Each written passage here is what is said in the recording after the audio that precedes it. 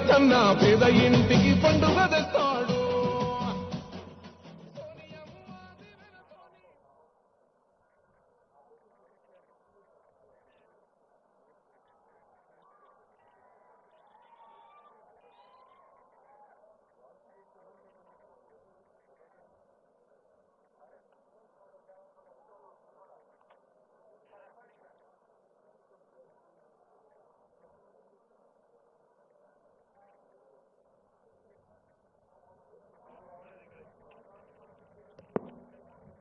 I request Sri Keshav sir to receive bouquet. Shirisha Madam Garu.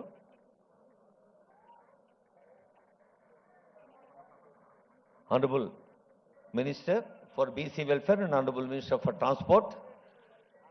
Mana VC Garu Engineering Kalashala ఈ transport engineering సంబంధించిన ప్రత్యేక subject వారు personal ఇంట్రెస్ట్తో కూడా పెట్టాలని చెప్పారు. మరి ట్రాన్స్పోర్ట్ మంత్రి గారికి స్వాగతం పలుకుతున్నాం. ప్రొఫెసర్ కిషన్ గారు will be welcoming honourable minister for transport and BC welfare. Honourable పెద్దలు హనుమంతరావు గారికి స్వాగతం పలుకుతారు. శ్రీ నగేష్ గారు.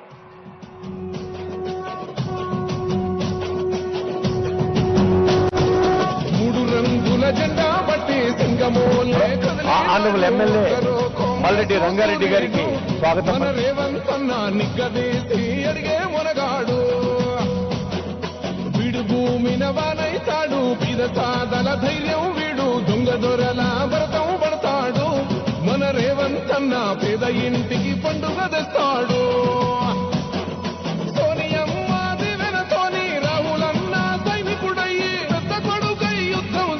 సిద్ధమాయే రేవంతన్న మూడు రంగుల జెండా బట్టి సింగమోలే కదిలినాడు. ఒక్కరో కాంగ్రెస్ సూర్యుడు, మన రేవంతన్న నిగ్గదీసి అడిగే మొనగాడు.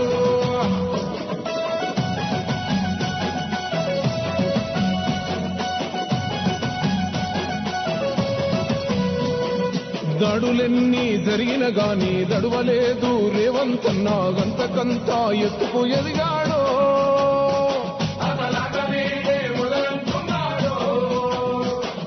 మొక్కనాడు పోలేదు, ఒక్కడయ్యి కొట్లాడాడు, అందుకే పెద్ద నాయకుడయ్యాడు.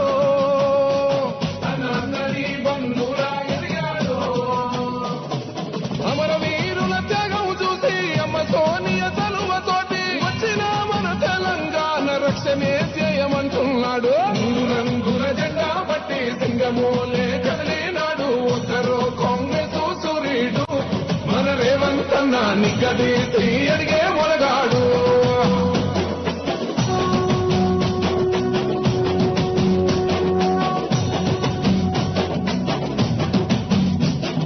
ఓహమంటూ లేనివాడు, అందరినీ కలిపేటోడు, ఆనాటి రోజులు తెస్తాడు.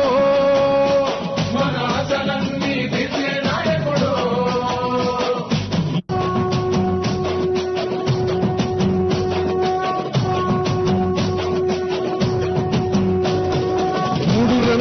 జెండా బట్టి సింగమోలే కదిలినాడు. ఒక్కరో కాంగ్రెస్ సూర్యుడు, మన రేవంతన్న నిగ్గదీసి అడిగే మొనగాడు. వీడు భూమిన వానైతాడు, పీద సాదల ధైర్యం వీడు, దొంగ దొరల వ్రతం పడతాడు. మన రేవంతన్న పేద ఇంటికి పండుగ తెస్తాడు.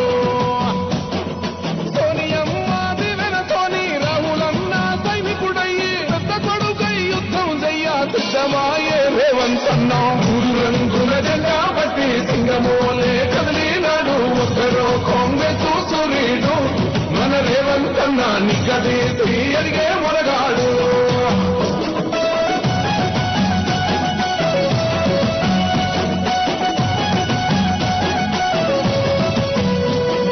దాడులెన్ని జరిగిన గాని దడువలేదు రేవంతన్న, గంతకంతా ఎత్తుకు ఎదిగాడు.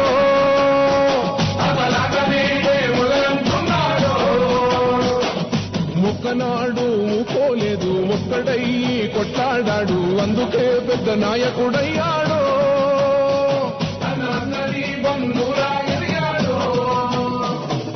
అమరవీరుల త్యాగం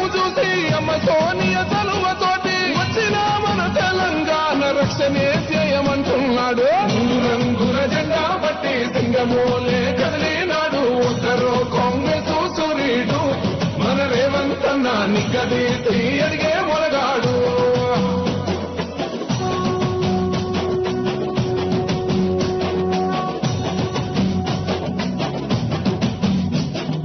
ఓహమంటూ లేనివాడు అందరినీ కలిపేటోడు ఆనాటి రోజులు తెస్తాడు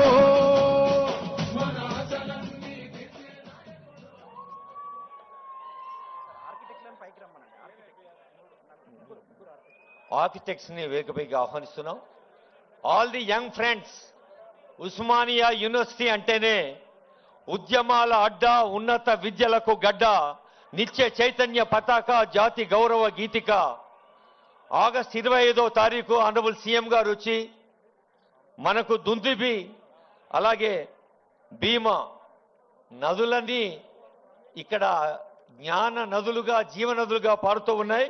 గంగా, యమున, సరస్వతి, కావేరి, కృష్ణవేణి, మంజీరా, గోదావరి, నవగోదావరి, వాటికి తోడు 2 హాస్టళ్లు మనకు ఆ రోజు విద్యార్థులకు అంకితం చేసిన ఆనరబుల్ సీఎం ఆ రోజు మళ్ళా వస్తా మీతో మాట్లాడుతా అన్నారు. ఇవాళ వచ్చారు. మరి ఈ రోజు ఇంకో ప్రత్యేకత ఏంటంటే యావత్ ప్రపంచం తెలంగాణ వైపు చూసింది. నిన్న మొన్న గ్లోబల్ సమ్మిట్ గ్రాండ్ సక్సెస్ అయింది. ఈ 2 సందర్భాల్లో మనమంతా లేచి నిలబడి ఆనందంగా ఆనరబుల్ సీఎం గారికి స్వాగతం పలుకుదాం. All of us please give a big hand. Global summit జిందాబాద్ అంటూ ఇప్పుడు అందరం లేచి నిలబడదాం. నిన్నటి దాకా జయ జయధ్వానాలు తెలంగాణ రాష్ట్ర వ్యాప్తం, గ్లోబల్ సమ్మిట్ తర్వాత జయధ్వానాలు ప్రపంచ వ్యాప్తం. ఇప్పుడు స్టేట్ సాంగ్ జయ జయ హే తెలంగాణ.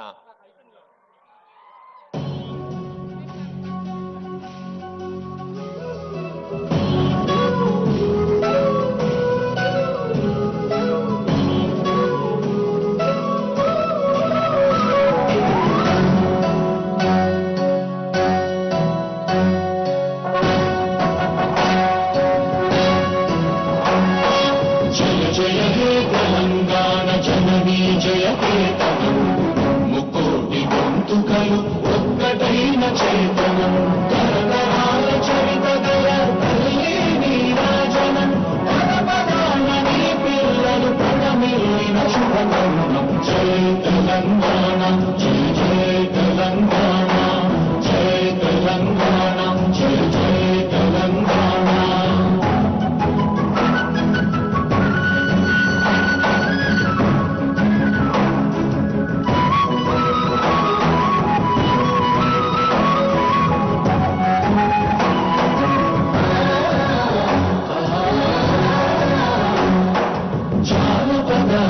జీవన చావళీలు చాలువాన కవిగాయక వైతాళిక కళల మంజీరాలు జాతిని జాగృతపరచే గీతాల జనజాతర అనునిత్యం నీ గానం అమ్మ నీవే మా ప్రాణం. జయ తెలంగాణ, జయ జయ తెలంగాణ, జయ తెలంగాణ, జయ జయ తెలంగాణ.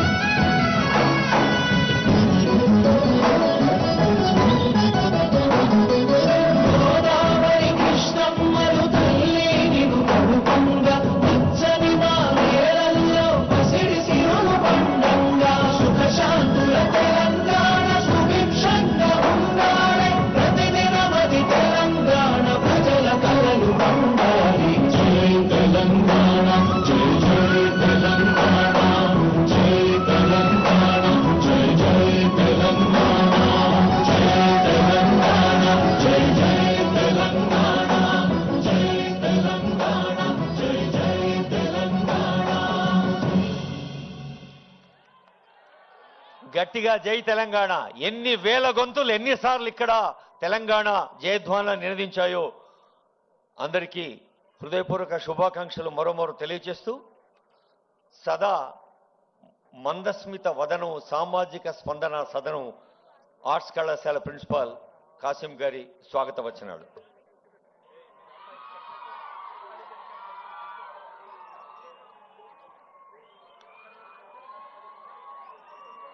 ఈ కార్యక్రమానికి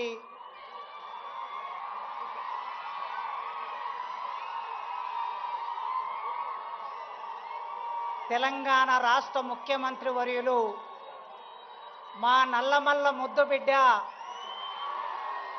పాలమూరు ముద్దుబిడ్డ రేవంత్ రెడ్డి గారికి ఉస్మానియా విశ్వవిద్యాలయం నిండు హృదయంతో స్వాగతం పలుకుతున్నది. వారితో పాటు మంత్రివర్గ సహచరులున్నారు, వివిధ హోదాల్లో ఉన్న పెద్ద మనుషులున్నారు, ఐఏఎస్ అధికారులున్నారు. అందరికీ పేరు పేరున స్వాగతం పలుకుతున్నాను. ఆర్ట్స్ కళాశాల తెలంగాణ రక్త మాంసాలతో నిర్మాణమైన ఆర్ట్స్ కళాశాల ముందు చరిత్రలో 1965లో ఈ దేశ ప్రధానమంత్రి ఇందిరాగాంధీ గారు ఈ ఆర్ట్స్ కాలేజీ మెట్లనెక్కారు. ఆ తర్వాత మొదటి ముఖ్యమంత్రి ఈ ఆర్ట్స్ కాలేజీ మెట్లెక్కారు రేవంత్ రెడ్డి గారు. చరిత్ర మౌనంగా ఉంటది, చరిత్ర సంభాషిస్తుంది, చరిత్ర ఒక్కొక్కసారి సంవాదం నడుపుతుంది. అలాంటి చరిత్రలో భాగమవుతున్న ముఖ్యమంత్రి వర్యులు ఎప్పుడో 25-30 ఏళ్ల కిందట గీతమ్మను ప్రేమించాడు, పెళ్లి చేసుకున్నాడు. కానీ ఈ మధ్య ఇంకొక అమ్మాయిని ప్రేమించాడు ముఖ్యమంత్రి గారు. విద్య అనే పేరు కలిగిన అమ్మాయిని ప్రేమిస్తున్నాడు. విద్య, వారు ప్రతి ఉపన్యాసంలో విద్య గురించి మాట్లాడుతున్నారు. నిన్న గ్లోబల్ సమ్మిట్లో కూడా విద్య గురించి మాట్లాడారు. ఆ విద్య అనే అమ్మాయిని ప్రేమిస్తున్నారు. ఆ ప్రేమ వారి గొంతులో ప్రాణం ఉన్నంత వరకు కొనసాగించాలని ఒక టీచర్గా కోరుకుంటున్నాను. మేము ఆగస్టు నెలలో మన విశ్వవిద్యాలయ వైస్ ఛాన్సలర్ గారు కుమార్ గారు నేను కలిసి ఒక అపాయింట్మెంట్ అడిగాం. సాంఘిక సంక్షేమ శాఖ మంత్రివర్యులు అడ్లూరి లక్ష్మణ్ గారి ఆధ్వర్యంలో మేము ముగ్గురం వెళ్ళి సీఎం గారిని, అన్నా ఒక్కసారి ఉస్మానియా విశ్వవిద్యాలయానికి రండి, అక్కడ ఉన్న సమస్యలు చూడండి, ఆ సమస్యలను పరిష్కరించడానికి ఒక ఆలోచన చేయండి, మీరు తలుచుకుంటే విశ్వవిద్యాలయం రూపురేఖలు మారుతాయని మేము ఒక రిక్వెస్ట్ పెట్టగానే ఆయన ఒక మాట అన్నాడు, వైస్ ఛాన్సలర్ గారు, మంత్రి గారు, ప్రొఫెసర్ గారు వస్తున్నా మీరు ఏర్పాట్లు చేసుకోండి అన్నాడు. ఇచ్చిన మాట ప్రకారం మేము సభలు పెడితే మా దగ్గరికి వస్తే మేము వారికి ఓట్లే ఇచ్చేది లేదు, మేము చందాలు ఇచ్చేది లేదు, మేము డబ్బులు ఇచ్చేది లేదు. కానీ ఇచ్చిన మాట ప్రకారం వచ్చారు. ఆగస్టు 25వ తారీఖు నాడు మన ట్యాగూర్ ఆడిటోరియంలో జరిగిన అద్భుతమైన సభలో వారు మా వీసీ గారు వెనక ముందాడారు డబ్బులు అడగడానికి. అయినా వారే చొరవతో 1000 కోట్లు ఉస్మానియా విశ్వవిద్యాలయానికి ప్రకటిస్తున్నా అనే మాట ఇచ్చారు. ఈ రోజుల్లో ఇచ్చిన మాట మీద నిలబడే రాజకీయ నాయకులు ఎందరండి? చాలా మంది ముఖ్యమంత్రులు నేను 30 ఏళ్ల కాలంలో విద్యార్థి రాజకీయాల్లో ఇప్పుడు చూస్తూ ఉన్నాను. ఈ ఉస్మానియా విశ్వవిద్యాలయం 100 సంవత్సరాల సందర్భంగా 200 కోట్లు ఇస్తామని చట్టసభలో హామీ ఇచ్చి మా ఆనాడు 100 ఇయర్స్ వైస్ ఛాన్సలర్ గారు కూడా ఇవాళ అతిథిగా ఇక్కడికి వచ్చారు. మాట ఇచ్చి మాట నిలబెట్టుకోలేదు. కనీసం 30, 40, 60 కోట్లు కూడా ఇవ్వలేకపోయారు.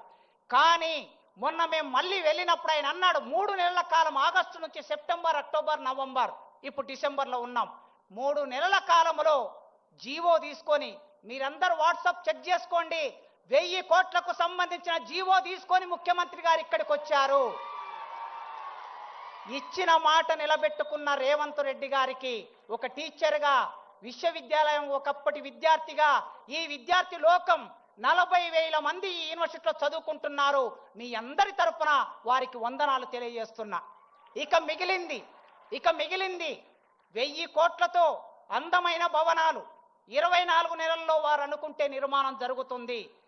జీవో ఇచ్చారు గనక, డబ్బులు వచ్చాయి గనక 24 నెలల్లో ఇంజనీర్ల పని పూర్తి చేస్తారు.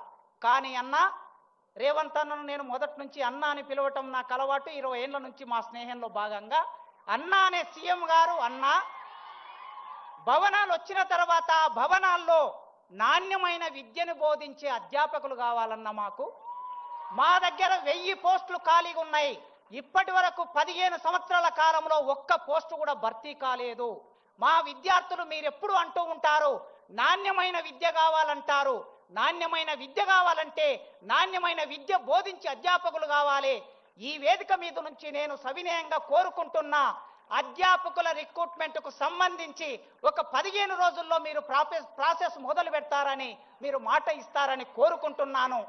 తప్పనిసరిగా చివరికి ఒక్క మాట చెప్పి ముగిస్తా. మేము మొన్న వీసీ గారు నేను వెళ్ళాం ఈ సమావేశానికి ఆహ్వానించడానికి. వారే ఒక మాట అన్నారు, ప్రొఫెసర్ గారు ఢిల్లీలో జేఎన్యూ ఉన్నది, మరొక చోట ఆక్స్ఫోర్డ్ ఉన్నది, ఇంకొక చోట స్టాన్ఫోర్డ్ ఉన్నది. ప్రపంచంలో ఈ విశ్వవిద్యాలయాల పేర్లు చెప్పుకుంటున్నారు. మరి తెలంగాణలో హైదరాబాద్ నగరంలో 100 సంవత్సరాలు పూర్తి చేసుకున్న ఈ ఉస్మానియా విశ్వవిద్యాలయం పేరు వాటిలాగా చెప్పుకోవాలి కదా అన్నారు. చాలా మంచి మాట చెప్పారు వారు. ఆ మాట వారే చేయగలరు. ఖచ్చితంగా ఈ ఉస్మానియా విశ్వవిద్యాలయం నాకు 16 సంవత్సరాల సర్వీస్ ఉన్నది. మీరు ఇంకొక 1000 మందిని భర్తీ చేస్తే వాళ్ళు 30 ఏళ్ళు పనిచేస్తారు. రాజకీయ నాయకుల జోక్యం లేకుండా, ఎమ్మెల్యేల జోక్యం లేకుండా, ఎంపీల జోక్యం లేకుండా, మంత్రుల జోక్యం లేకుండా పూర్తిగా సెలక్షన్ కమిటీకి వదిలేయండి. తప్పనిసరిగా నాణ్యమైన ప్రొఫెసర్లను భర్తీ చేసే బాధ్యత మా యూనివర్సిటీ వైస్ ఛాన్సలర్ కుమార్ గారు తీసుకుంటారు. ఈ విశ్వవిద్యాలయాన్ని మీరు 2047 అన్నారు కదా, ఆ 47 కాదు 2037. ఇవాళ 25 ఉన్నాం, 35కి వచ్చే నాటికి ఈ విశ్వవిద్యాలయం రూపురేఖలు మీ నాయకత్వంలో మార్చగలం. ఆ హామీ ఇస్తూ నాకు ఈ అవకాశం ఇచ్చిన మీకు వందనాలు తెలియజేస్తూ ముగిస్తున్నాను. Thank you. తెలంగాణ అంటేనే ఒక గ్లోబల్ అప్రోచ్. మరి స్టాన్ఫోర్డ్ లాంటి ప్రపంచ స్థాయి యూనివర్సిటీ స్థాయికి కేవలం 10 ఏళ్లలో ఎదిగేందుకు ఆనరబుల్ సీఎం గారి అండదండలు ఆశీర్వచనాలు కావాలని చెప్పారు ప్రొఫెసర్ కాసిం గారు. భౌతిక సదుపాయాలు ఉన్నాయి, బౌద్ధిక సామర్థ్యాలు కావాలి అన్న వారి సందేశానికి ధన్యవాదాలతో 30 సంవత్సరాలుగా విశ్వవిద్యాలయ ఇంజనీరింగ్ కళాశాలలో విశ్వవిద్యాలయంలో అన్ని హోదాల్లో సేవలందించి 20 ప్రపంచ దేశాల్లో సాంకేతిక ప్రసంగాలు, అనేక మంది విద్యార్థుల్ని పిహెచ్డిలో ఎంటెక్తో గైడ్ చేసిన పెద్దలు మన యూనివర్సిటీ వైస్ ఛాన్సలర్ కుమార్ గారి సందేశం.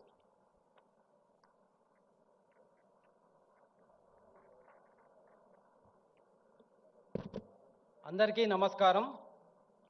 ఉస్మానియా విశ్వవిద్యాలయ icon arts college building Telangana రాష్ట్ర అస్తిత్వ చిహ్నం, ప్రత్యేక తెలంగాణ రాష్ట్ర ఉద్యమ కేంద్రం, ఉద్యమాలే కాదు ఉపాధి అవకాశాలకు అడ్డా, 108 ఏళ్ల సుదీర్ఘ తెలంగాణ విద్యా వారసత్వానికి నిలువెత్తు రూపం, ప్రతిష్టాత్మక ఆర్ట్స్ కళాశాల వేదికగా ఉస్మానియా విశ్వవిద్యాలయాన్ని ప్రపంచ స్థాయి విద్యా కేంద్రంగా తీర్చిదిద్దేందుకు సంకల్పం తీసుకున్నారు మన గౌరవ ముఖ్యమంత్రి గారు. విద్యా రంగాన్ని కొత్త పుంతలు తొక్కించాలని, ప్రపంచంలో ఎక్కడికెళ్ళినా మన విద్యార్థులు రాణించాలని, ఓయూ విద్యార్థులు అత్యున్నత స్థాయిని అధిష్ఠించాలని నిరంతరం శ్రమిస్తున్న గౌరవ శ్రీ రేవంత్ రెడ్డి గారికి 3,60,000 ఉస్మానియా విద్యార్థుల పక్షాన, 20,000 మంది క్యాంపస్ విద్యార్థుల పక్షాన, లక్షలాది మంది ఓయూ పూర్వ విద్యార్థుల పక్షాన, అధ్యాపకులు ఉద్యోగుల తరఫున ఘన స్వాగతం పలుకుతున్నాం సార్. ముఖ్యమంత్రి సలహాదారు శ్రీ కేశవరావు గారు, అలాగే వేదికను అలంకరించిన అందరూ మంత్రివర్యులు, పెద్దలు, ఇతర పెద్దలకు అందరికీ కూడా వెల్కమ్ చెప్తున్నాను. అలాగే ఆయా ఫ్యాకల్టీల డీన్స్, ప్రిన్సిపల్స్, విభాగాధిపతులు, బోర్డ్ ఆఫ్ స్టడీస్ చైర్మన్లు, డైరెక్టర్లు, విశ్రాంత అధ్యాపకులు, ఓయూ బోధనేతర సంఘాల ప్రతినిధులు, పూర్వ విద్యార్థులు, అధ్యాపకులు, ఉద్యోగులు, పరిశోధకులు, మీడియా ప్రతినిధులు అందరికీ నా యొక్క నమస్కారం. ఇవాల్టి ఈ కార్యక్రమానికి హాజరైన ప్రతి ఒక్కరూ ఓ చారిత్రక సందర్భంలో భాగస్వాములు.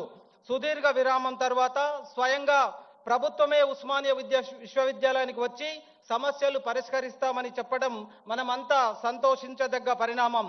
కేవలం 6 నెలల వ్యవధిలోనే రాష్ట్ర ముఖ్యమంత్రి గారు రెండోసారి ఓయూ పర్యటిస్తున్నారు.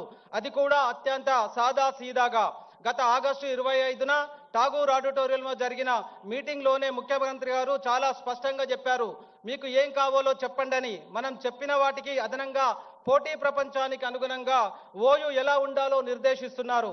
వారం వారం స్వయంగా సమీక్ష చేస్తూ ఓయూ కోసం ఏం చేయడానికైనా సిద్ధమే అని సంకేతాలు ఇచ్చారు. అందుకు అనుగుణంగా కమిటీలు ఏర్పాటు చేశారు. కమిటీ సభ్యులు ఐఐటి హైదరాబాద్, ఐఎస్బి సహా ఉత్తమ విద్యా కేంద్రాలన్నింటిని పరిశీలించారు. ఓయూకు కావాల్సిన వసతులు, ఇతర రీసెర్చ్ ల్యాబొరేటరీలు, క్రీడా సౌకర్యాలు, మంచి అకాడమిక్ వాతావరణం కల్పించడానికి అవసరమైన సూచనలతో సమగ్ర నివేదిక రూపొందించారు. ఓయూకు అవసరమైన మౌలిక వసతుల కల్పన, ఉద్యోగుల నియామకాలు, మరో 100 ఏళ్లు ఓయూ పురోగతికి అవసరమైన వసతులు కల్పించేందుకు ముఖ్యమంత్రి గారి మార్గదర్శకతలో మేమందరం పనిచేస్తున్నాం. 1000 కోట్ల నిధులే కాదు, దిశ దశ ఉన్న ప్రతి అవసరాన్ని తీరుస్తామని, తెలంగాణ విద్యా వ్యవస్థ బాగు కోసం, విద్యార్థుల భవిష్యత్తు కోసం ఎంతైనా ఖర్చు పెట్టేందుకు సిద్ధంగా ఉన్నామని ముఖ్యమంత్రి గారు పదే పదే చెబుతున్నారు. ప్రస్తుత పరిస్థితుల్లో ఉస్మానియా విశ్వవిద్యాలయం నడపడం అంటే కత్తి మీద సాము లాంటిదే. ముఖ్యమంత్రి గారి ధైర్యం, చొరవ, దిశానిర్దేశంతో, ప్రగతిశీల నిర్ణయాలతో ఓయూను ఉరకలెత్తిచ్చే సాహసం చేస్తున్నాం. సహజంగానే మంచి పనులు చేసేటప్పుడు కొద్దిమంది మనల్ని లేనిపోని వివాదాల్లోకి లాగుతుంటారు. కానీ మా ఫోకస్ అంతా ఓయూ అభివృద్ధిపైనే. యూనివర్సిటీ ప్రతిష్టను పునరుద్ధరించే ఈ క్రమంలో విద్యార్థి అభివృద్ధి కేంద్రంగా అకాడమిక్ గా తీసుకుంటున్న కొన్ని చర్యలపైన ఇబ్బంది కలిగితే దాన్ని గాయంగా కాకుండా దానిని చికిత్సలో భాగంగా చూడండి అని మనవి చేస్తున్నాము. శతాబ్దానికి పైగా తెలుగు రాష్ట్రాలకు, తెలంగాణ ప్రాంతానికి విజ్ఞాన వికాసాన్ని అందిస్తున్న ఉస్మానియా విశ్వవిద్యాలయాన్ని కాపాడుకోవడం అంటే మనల్ని, మన తెలంగాణను కాపాడుకోవడమే. విశ్వవిద్యాలయం ప్రగతి, ఇక్కడ విద్యార్థుల ప్రతిభ, తెలంగాణ ఆవిర్భావం, రాష్ట్ర పునర్నిర్మాణం, ఆయా రంగాల్లో ఓయూ విద్యార్థుల భాగస్వామ్యాన్ని గుర్తు చేసుకోవాల్సిందే. ఓయూ ఆవిర్భావం, అభివృద్ధి ప్రయాణంలో తమ మేధస్సును, శ్రమను అందించిన ప్రతి ఒక్కరికి భాగస్వామ్యాన్ని మననం చేసుకుందాం. ఉస్మానియా విశ్వవిద్యాలయం 100 ఏళ్లు పూర్తి చేసుకొని ప్రస్తుతం ఓ దశకు చేరుకుంది. తెలుగు రాష్ట్రాల్లోనే అత్యుత్తమ విశ్వవిద్యాలయంగా పేరుకొంది. దేశంలో 7వ పురాతన విశ్వవిద్యాలయంగా పేరొంది. ఆధునిక ప్రపంచాన్ని ఎదుర్కొంటూ నిలబడగలిగింది. ప్రతిష్టాత్మక ఎన్ఐఆర్ఎఫ్ ర్యాంకింగ్ లో అగ్రగామిగా ఉంది. క్యూఎస్ వరల్డ్ ర్యాంకింగ్ లో 1200 నుండి 1400 స్థానం సంపాదించడంతో పాటు ఏషియా క్యూఎస్ ర్యాంకింగ్ లో 2 తెలుగు రాష్ట్రాల్లో అగ్రగామిగా నిలుస్తూ 470 ర్యాంకును కైవసం చేసుకుంది. ఆధునిక పోటీ ప్రపంచాన్ని ఎదుర్కొంటూ నిలబడగలిగింది. ఓయూను మరో దశలోకి ఓయూను మళ్లించాల్సిన ఆవశ్యకత మన అందరిపైన ఉన్నది. నైపుణ్యాలను అందిపుచ్చుకొని మార్కెట్కు అనుగుణంగా విద్యార్థులను తీర్చిదిద్దాల్సిన బాధ్యత అధ్యాపకులుగా మనం అందరం తీసుకోవాలి. రాష్ట్రంలో గ్రామీణ పేద, బలహీన వర్గాల పిల్లలను ఉన్నత ఉద్యోగాలు సాధించే దిశగా ఆధునిక సాంకేతిక తర్ఫీదు సిద్ధమవ్వాలి. విద్యార్థులను కేవలం విద్యా బోధనకు మాత్రమే పరిమితం చేయకుండా సమాజం పట్ల వారి బాధ్యతను పెంచేలా తీర్చిదిద్దాల్సిన బాధ్యత మనందరిపైన ఉన్నది. ఇప్పటికే గౌరవ ముఖ్యమంత్రి శ్రీ రేవంత్ రెడ్డి గారి చేతుల మీదుగా దుందిబి భీమా హాస్టల్లో 2 నూతన విద్యార్థి వసతి గృహాలను అందుబాటులోకి తెచ్చుకున్నాం. కొత్తగా 2 వసతి గృహాలను ముఖ్యమంత్రి గారు పునాది రాయి వేశారు. వీటి నిర్మాణం కోసం గిరిజన సంక్షేమ శాఖ, సాంఘిక సంక్షేమ శాఖలు 10 కోట్ల చొప్పున మంజూరు చేశాయి. అవి ప్రోగ్రెస్ లో ఉన్నాయి. కేవలం పట్టాలు అందించడమే కాదు, విద్యార్థులకు ఉపాధి అవకాశాలు లభించేలా నైపుణ్యాలు నేర్పాలనే లక్ష్యంతో ముఖ్యమంత్రి గారు పనిచేస్తున్నారు. ఇందుకోసం స్కిల్ యూనివర్సిటీ ఏర్పాటు చేశారు. ఓయూ విద్యార్థులను సైతం సమగ్ర శిక్షణతో విస్తృత ఉద్యోగ ఉపాధి అవకాశాలున్న ముఖ్యమంత్రి ఆకాంక్ష మేరకు అందరం పనిచేస్తున్నాం. ఠాగూర్ ఆడిటోరియంలో గౌరవ ముఖ్యమంత్రి గారు ఉస్మానియా విశ్వవిద్యాలయ పురోగతికి సంపూర్ణ సహకారం అందిస్తానని చెప్పి వెళ్లారు. మాట నిలబెట్టుకుంటూ మళ్ళీ 1000 కోట్ల నిధులతో ఓయూను అభివృద్ధి చేసేందుకు నిన్ననే జీవో ఇష్యూ చేశారు. కొన్ని సమస్యలతో ఉస్మానియా యూనివర్సిటీలో విద్యార్థులు, అధ్యాపకులు, ఉద్యోగులు సుదీర్ఘకాలంగా పోరాడుతున్నారు. వాటి పరిష్కారం పట్ల ముఖ్యమంత్రి గారు చాలా సానుకూలంగా ఉన్నారు. అమలు సాధ్యమయ్యే ప్రతి సమస్యను పరిష్కరించేందుకు కృషి చేస్తున్నారు. ఈ సందర్భంగా ప్రత్యక్షంగా, పరోక్షంగా ఓయూతో సంబంధం ఉన్న ప్రతి ఒక్కరి పక్షాన ముఖ్యమంత్రి గారికి కృతజ్ఞతలు తెలుపుతున్నాం. జరిగిన అత్యంత ప్రతిష్టాత్మక తెలంగాణ రైజింగ్ 2047 సమ్మిట్ జరిగింది. ప్రపంచ నలుమూలల నుండి లక్షల కోట్ల పెట్టుబడులు వచ్చాయి. హైదరాబాద్ తెలంగాణ అభివృద్ధిలో తెలంగాణ రైజింగ్ సమ్మిట్ ఓ మైలురాయిగా నిలబడుతుంది. ముఖ్యమంత్రి గారి తెలంగాణ అంటే ఫ్యూచర్, తెలంగాణ అంటే నేషనల్ ప్రైడ్, తెలంగాణ అంటే గ్లోబల్ శ్రమ అంటే గ్లోబల్ ఈవెంట్స్, విజన్ తెలంగాణ అంటే విజన్, తెలంగాణ అంటే ఇంపాక్ట్, అట్లాగే తెలంగాణ అంటే ట్రస్ట్, తెలంగాణ అంటే ఎడ్యుకేషన్ అనే రెండు కూడా జోడించాలని నేను అందరు కోరుకుంటున్నాను. అట్లాగే ముఖ్యమంత్రి గారి డైలాగ్ మనందరికీ గుర్తుంటుంది. మొదట ముఖ్యమంత్రి గారి రాకతో ఇంతకు ముందో లెక్క ఇక ముందో లెక్క అనుకున్నాం, కానీ ముఖ్యమంత్రి గారి ప్రతి నిర్ణయం తర్వాత అదే డైలాగ్ గుర్తుకొస్తుంది. ఇంతకు ముందొక లెక్క ఇప్పటి నుంచో లెక్క అని తెలంగాణ రైజింగ్ సమ్మిట్ లో 2047తో రాష్ట్రంలో విద్యా ఉపాధి అవకాశాలు పుష్కలంగా ఉన్నాయి. ఫ్యూచర్ సిటీ ఆవిర్భావం కొత్త అవకాశాలను మెండుగా మోసుకొస్తుంది. ఇక ఫ్యూచర్ సిటీలో 13 లక్షల కొత్త ఉద్యోగాల కల్పనకు అవకాశం ఏర్పడి ఐటీ శాఖ మంత్రులు ప్రకటించారు. ఈ విస్తృత అవకాశాలు విద్యార్థులు వినియోగించుకోవాలి. ఉన్నత స్థాయి ఉద్యోగులుగా, వ్యాపారవేత్తలుగా, విద్యావేత్తలుగా ఆయా రంగాల్లో అగ్రగామి శాస్త్రవేత్తలుగా ఎదగాలి. యావత్తు తెలంగాణ రాష్ట్ర ఉజ్వల భవిష్యత్తుకు పడ్డ ఈ పునాదిపై మన భవిష్యత్తు నిర్మించుకోవాలి. అప్పుడే ముఖ్యమంత్రి గారి చొరవకు ఓ అర్థం పరమార్థం ఉంటుంది. ముఖ్యమంత్రి గారు దూకుడు చూస్తుంటే $3 బిలియన్ ఎకానమీ 2047కు కాదు, అంతకు ముందే సాధ్యమయ్యే సూచనలు స్పష్టంగా కనిపిస్తున్నాయి. అంది వచ్చిన అవకాశాలతో రాష్ట్ర ప్రభుత్వం సంపూర్ణ సహకారంతో నైపుణ్య విద్య, సిలబస్లో మార్పులు, కొత్త కోర్సులు, కృత్రిమ మేధ, machine learning, quantum computing, health care కోర్సులపై ఫోకస్ చేద్దాం. సామాజిక శాస్త్రాలను కొత్త ఒరవడికి బాటలు చేద్దాం. ముఖ్యమంత్రి గారు ఆశించిన ప్రగతిని క్వాలిటీ విద్య, క్వాలిటీ పరిశోధనలో నిజం చేసి చూపిద్దాం. ఉస్మానియన్లుగా ఇదే ఉత్తేజంగా కలిసికట్టుగా నడుద్దాం. ప్రభుత్వానికి సహకరిద్దాం. ప్రభుత్వం నుంచి విరివిరిగా నిధులు తెచ్చుకుందాం. భవిష్యత్తు తరాలకు బంగారు భవిష్యత్తు అందిద్దాం. రాష్ట్ర ప్రభుత్వం ఇస్తున్న భారీ నిధులతో కొన్ని మౌలిక సదుపాయాలు మీతో పంచుకుంటున్నా. ముఖ్యంగా ఉస్మానియా ప్రగతి 4 పిల్లలపై ఆధారపడి ఉన్నది. అది quality education, quality academics, research, infrastructure and innovation.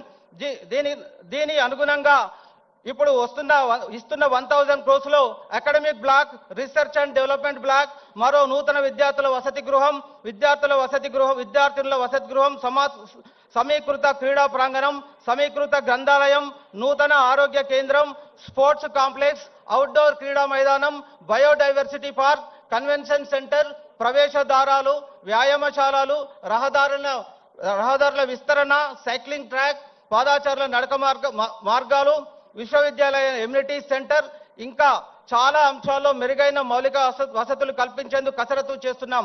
అధ్యాపకుల నియామకాలు, కాంట్రిబ్యూటరీ పెన్షన్ అమలు సహా అధ్యాపకులు, విద్యార్థులు, పరిశోధకులు, ఉద్యోగుల సమస్యల పరిష్కారం దిశగా ప్రభుత్వం చాలా సానుకూలంగా ఉంది. ముఖ్యమంత్రి గారి కూడా అనేక అంశాలపై స్పష్టత ఉన్నది. కాబట్టి ఒక్కొక్కటిగా అన్నిటికీ పరిష్కరిస్తారని, ఆ దిశగా అడుగులు వేస్తున్నారని కోరుతున్నాం. నా ప్రసంగం ముందు మరోసారి చెబుతున్నా, ఓయూ అభివృద్ధికి నిధులు ఇవ్వడం అంటే తెలంగాణ రాష్ట్ర బడుగు బలహీన వర్గాల పిల్లల భవిష్యత్తు కోసం పెట్టుబడి లాంటిదే అవుతుంది. ముఖ్యమంత్రి గారి సభ ఉస్మానియా చరిత్రలో సువర్ణ అక్షరాలతో లిఖించబడుతుంది. ఓయూ ఉన్నంత వరకు గౌరవ శ్రీ రేవంత్ రెడ్డి గారి పేరు చరిత్రలో నిలిచిపోతుంది. మీ అందరి తరఫున ఈ చారిత్మక సందర్భంలో సభాధ్యక్షత వహించే అవకాశం, ముఖ్యమంత్రి గారితో కలిసి ప్రత్యక్షంగా పనిచేయడం నా అదృష్టంగా భావిస్తున్నా. జై ఉస్మానియా, జై హో Osmania. Thank you so much.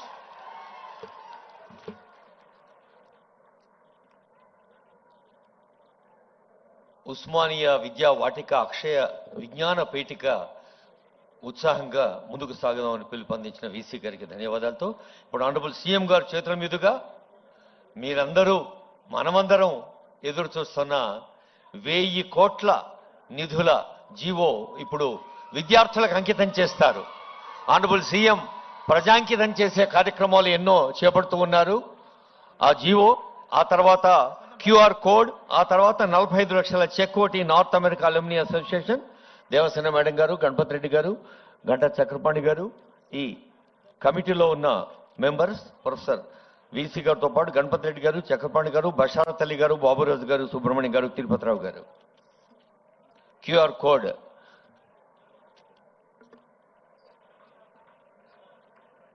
సాంకేతిక సౌలభ్యాన్ని మనం సద్వినియోగం చేసుకుంటూ ముందుకు సాగాలి.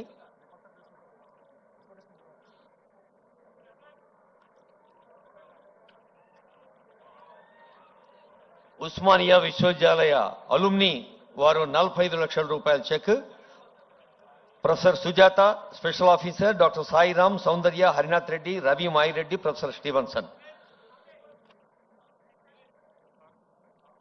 ఇప్పుడు దునియా అంతటా వినిపిస్తోంది ఏఐ, ఆర్టిఫిషియల్ ఇంటెలిజెన్స్.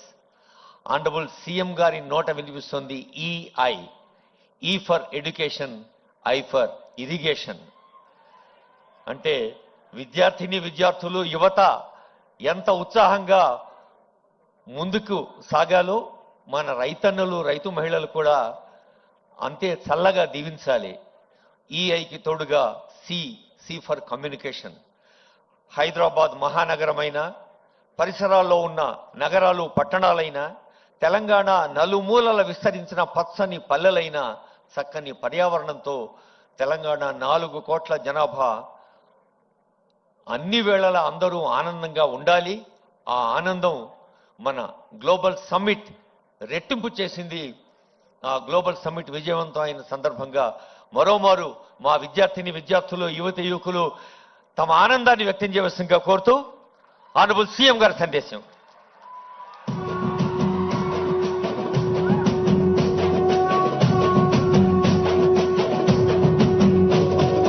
మూడు రంగుల జెండా బట్టి సింగమోలే కదిలేనాడు ఒక్కరో కాంగ్రెస్ సూర్యుడు మన రేవంత్ అన్న నిగ్గదీసి అడిగే మొనగాడు.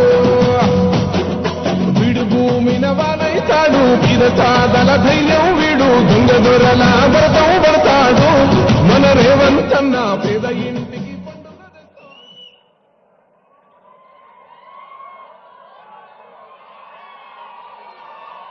ఉస్మానియా యూనివర్సిటీ యువమిత్రులందరికీ అంతర్జాతీయ మానవత్వ దినోత్సవ శుభాకాంక్షలు. డిసెంబర్ 2025 108 సంవత్సరాల చరిత్ర కలిగిన భారతదేశంలోనే అత్యంత పురాతన యూనివర్సిటీలలో 7వ స్థానాన్ని, దక్షిణ భారతదేశంలో 3వ స్థానాన్ని ప్రాధాన్యతను ఆక్రమించిన ఉస్మానియా యూనివర్సిటీ గొప్ప చరిత్రను పరిగణలోకి తీసుకొని వేలాది మంది ఉస్మానియా యూనివర్సిటీ విద్యార్థులు, యూనివర్సిటీ వైస్ ఛాన్సలర్ గారు, ఆర్ట్స్ కళాశాల ప్రిన్సిపల్ గారు, అధ్యాపక సిబ్బంది, పూర్వపు విద్యార్థులు, నేడు చదువుకుంటున్న విద్యార్థులు, వేదిక మీద దాదాపుగా 60 సంవత్సరాల ఉస్మానియా యూనివర్సిటీకి సజీవ సాక్ష్యంగా ఉన్న పెద్దలు కేశవరావు గారు, మీడియా మిత్రులు, తెలంగాణ ఉద్యమకారులందరికీ కూడా మనస్ఫూర్తిగా అభినందనలతో కృతజ్ఞతలు తెలియజేస్తున్న మిత్రులారా, ఉస్మానియా యూనివర్సిటీకి రావాలి, ఆర్ట్స్ కళాశాల ముందు నిలబడి ఇక్కడ చదువుకుంటున్న విద్యార్థుల యొక్క ఆకాంక్షల్ని అడిగి తెలుసుకోవాలి. ఒకనాడు తెలంగాణ ఉద్యమ సందర్భంగా ఈ వేదిక మీద నుంచే స్వరాష్ట్ర ఆకాంక్షను బలంగా వినిపించి 4 కోట్ల తెలంగాణ ప్రజల యొక్క ఆకాంక్షను ఈనాడు సాధించిన తెలంగాణ రాష్ట్రంలో సమస్యలు పరిష్కారమైనవా లేదా, ఒకనాటి తెలంగాణ చరిత్రను భవిష్యత్ ప్రణాళికలుగా మార్చుకొని నిర్ణయాలు తీసుకోవాలని మీ అందరినీ కలవాలని నిర్ణయించుకున్నా. ఆ సందర్భంగా కొంతమంది మిత్రులు కలిసి సూచన చేసినప్పుడు ముఖ్యమంత్రి గారు చాలా ధైర్యం చేస్తున్నారు. ఉస్మానియా యూనివర్సిటీలో ప్రజాప్రతినిధులను రాష్ట్ర మంత్రివర్గాన్ని లేదా ముఖ్యమంత్రి గారిని అడ్డుకునే ఒక చరిత్ర ఉన్నది, మీరెందుకు ధైర్యం చేస్తున్నారు అని నన్ను అడిగారు. అంటే వారికి ఒక్క మాట చెప్పిన, నాది ధైర్యం కాదు, నాది అభిమానం. మా సోదరులు, మా తమ్ముళ్ళు, మా చెల్లెండ్లు తెలంగాణ భవిష్యత్తుకు పునాదులు వేసే మా యువమిత్రులు ఉన్న ఉస్మానియా యూనివర్సిటీ ఆర్ట్స్ కళాశాల దగ్గరికి వెళ్ళడానికి ధైర్యం కాదు కావాల్సింది, అభిమానం కావాలి. గుండెల నిండా అభిమానాన్ని నింపుకొని ఈనాడు ఈ ఆర్ట్స్ కళాశాల ముందు నిలబడి మన భవిష్యత్ ప్రణాళికలను రచించుకోవడానికి నేను ఇక్కడికి రావడం జరిగింది. అదేవిధంగా ముఖ్యమంత్రిగా మీరందరూ అందించిన అధికారంతో నాకు చాలా సిబ్బంది అందుబాటులో ఉంటారు. ఎక్కడికి వెళ్తున్నా అక్కడ ఏం మాట్లాడాలో పేజీలకు పేజీలు, పుస్తకాలకు పుస్తకాలు రాసిచ్చి ఐఏఎస్ పరీక్షకు ప్రిపేర్ అయినట్టుగా ఉపన్యాసాలకు మమ్మల్ని ప్రిపేర్ చేస్తుంటారు. వాళ్ళు ఇంత కట్ట కాగితాలు నాకు తెచ్చిండ్రు. ఉస్మానియా యూనివర్సిటీకి వెళ్తున్నారు కదా, ఇవన్నీ మీరు చదువుకోండి అని. నేను ఒక్క మాట చెప్పిన, చదువుకొని మాట్లాడితే ఉస్మానియా యూనివర్సిటీకి వెళ్ళడం శుద్ధ దండగా. నా మనసులో ఏముందో, నా జీవితంలో 56 సంవత్సరాల అనుభవం, నల్లమల అటవీ ప్రాంతంలో ఉన్న ఒక మారుమూల పల్లె నుంచి, వ్యవసాయ కుటుంబం నుంచి వచ్చిన నేను ప్రభుత్వ పాఠశాలలో చదువుకొని గ్రామీణ వాతావరణంలో పెరిగి గ్రామీణ వాతావరణంలో ఉన్న పేదరికాన్ని, కుల వివక్షను, జాతి వివక్షను, సమస్యలతో కొట్టుమిట్టాడుతున్న వెనుకబడిన ప్రాంతాలలో పెరిగిన వాణ్ణి. నాకు కొత్తగా మీరు రాసిచ్చి, నాకు చదువుపిచ్చి, చదువు నేర్పించి మా తమ్ముళ్ళ మా చెల్లెళ్ళ ముందల మాట్లాడించడానికి ప్రయత్నం చెయ్యకండి. నాకు ఏమనిపించిందో, నా కళ్ళతో ఏమి చూశానో, నాకు ఈనాడు అవకాశం వస్తే ఏమి పరిష్కరించాలనుకుంటున్నానో వాటిని నేను మాట్లాడతాను. వాటి నుంచి విద్యార్థుల సూచనలు తీసుకొని తెలంగాణ మేధావుల యొక్క అనుభవాలను రంగరించి ఈ విశ్వవిద్యాలయాన్ని అంతర్జాతీయ ప్రమాణాలతో తీర్చిదిద్దాలని ఈనాడు ఒక మంచి సంకల్పంతోని, ఆలోచనతోని నేను ఇక్కడికి రావడం జరిగింది. మిత్రులారా, ఈ ప్రాంతానికి నేను నిన్న చెప్పిన, ఇవాళ కూడా నేను చెప్పదలుచుకున్నా. గ్లోబల్ సమ్మిట్ వేదిక మీద ప్రపంచ స్థాయి ప్రముఖులు అందరూ హాజరైన వేదిక మీద నుంచి నేను ఒక అంశాన్ని ప్రస్తావించిన. ఈ దేశంలో తెలంగాణ ప్రాంతానికి, ఈ భూమికి, ఈ గాలికి, నీరుకి ఒక చైతన్యం, ఒక పౌరుషం ఉన్నది. ఈ చైతన్యం, ఈ పౌరుషానికి చదువుతో సంబంధం లేదు. ఎవడైతే మన మీద ఆధిపత్యం చెలాయించాలనుకుంటాడో, మనల్ని అదిమిపెట్టి మన మీద తన ఆధిపత్యాన్ని నిరూపించాలని అనుకుంటాడో అప్పుడు పోరాటం పుట్టుకొస్తుంది తెలంగాణ గడ్డ మీద నుంచి అని నేను చెప్పా. ఆనాడు దండకారణ్యంలో పుట్టిన కొమరం భీముడు పీజీలు, పిహెచ్డీలు చదవలేదు. సామాన్యుల గుండె చప్పుడుని అర్థం చేసుకున్నాడు. కొమరం భీముడు ఆనాడు జల్ జమీన్ జంగల్ అనే ఒక నినాదాన్ని ఆనాటి పాలకుల మీద, ఆధిపత్యం చెలాయించిన వాళ్ళ మీద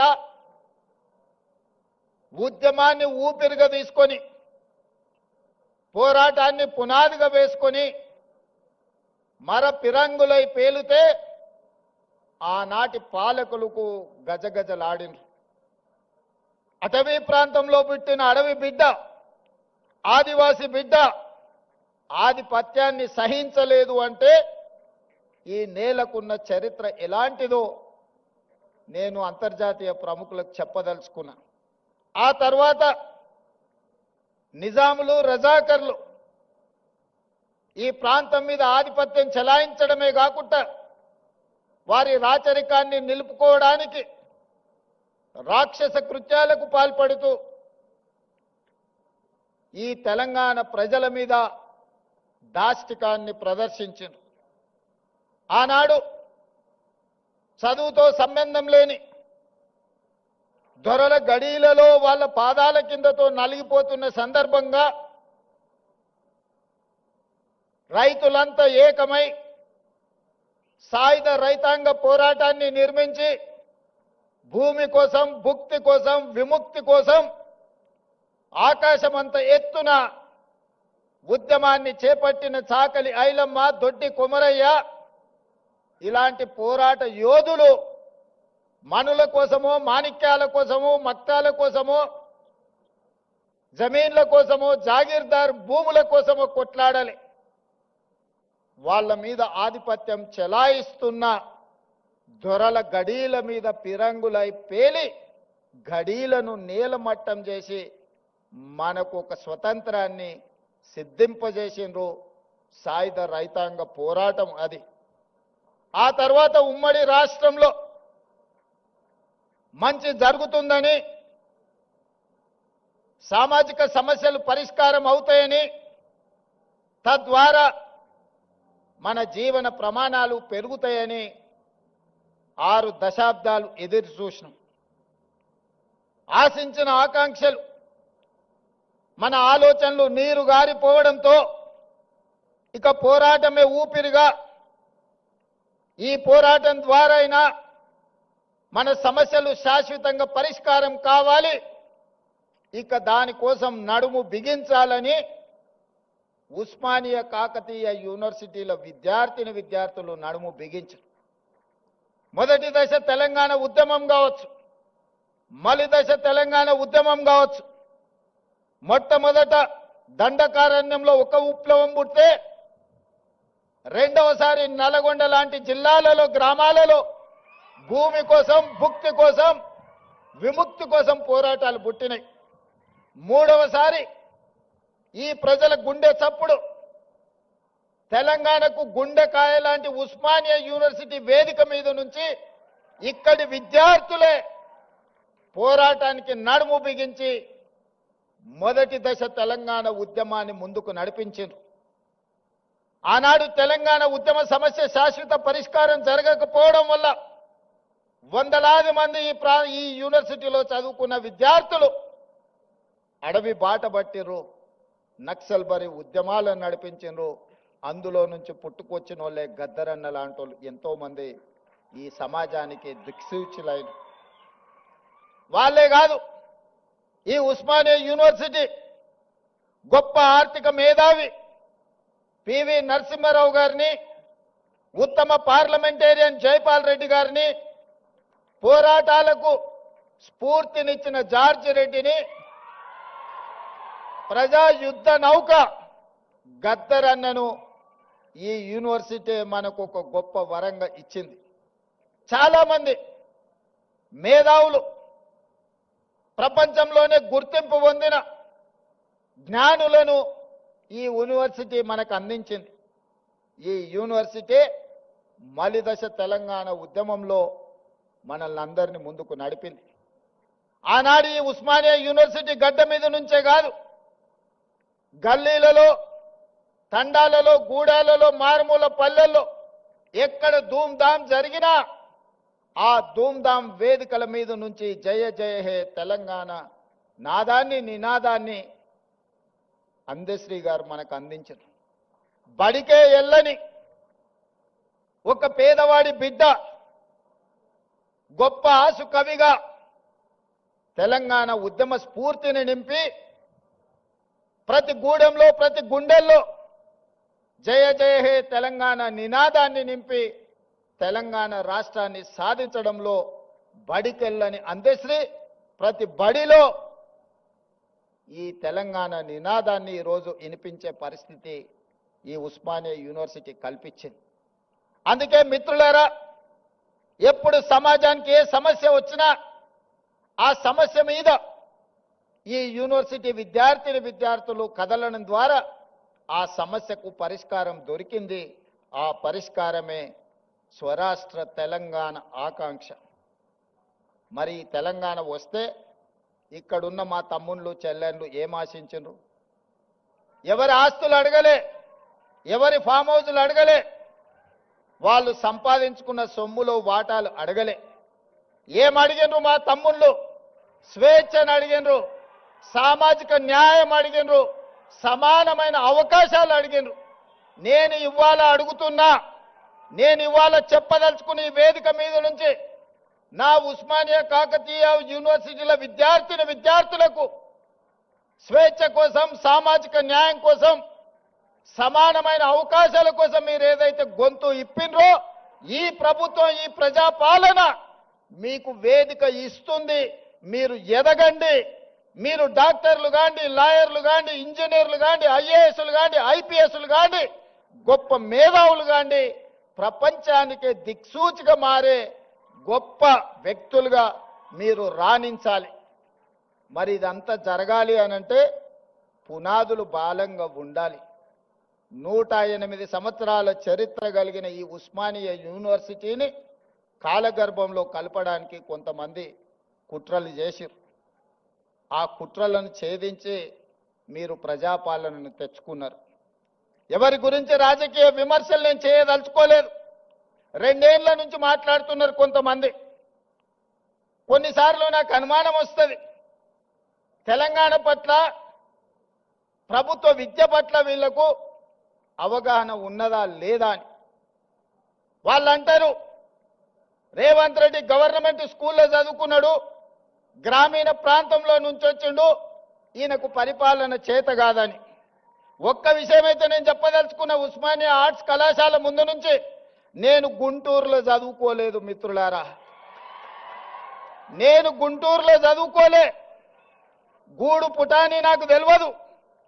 నల్లమల్ల అడవుల్లో నుంచి వచ్చిన క్రూర మృగాలను చూసినను, సాధు జంతువులను చూసినను, పేదవాడి సమస్యలను చూసినను. పుట్టినప్పటి నుంచి దళితులతోని, గిరిజనులతోని, బలహీన వర్గాలతోని, మైనారిటీలతోని కలిసిమెలిసి పెరిగిన వాళ్ళ సమస్యలు చూసిన. నాకు కొత్తగా అక్కర్లేదు. గుంటూరులో చదువుకున్న వాళ్ళకు పేదరికం చూడాలంటే మెర్సిడీస్ బెంజ్ కారుల్లో పోయి ఎక్స్కర్షన్ లాగా, ఓహో పేదరికం ఇట్లుంటుందా, మీ భూమి మీ మట్టి అట్లుంటుందా, మీకు చిరిగిపోయిన బట్టలు ఇట్లుంటాయా, మేము ఎప్పుడు చూడలేదని వాళ్ళకు పేదరికం ఇట్లుంటుందని ఒక ఎక్స్కర్షన్ లాగా ఉండొచ్చు.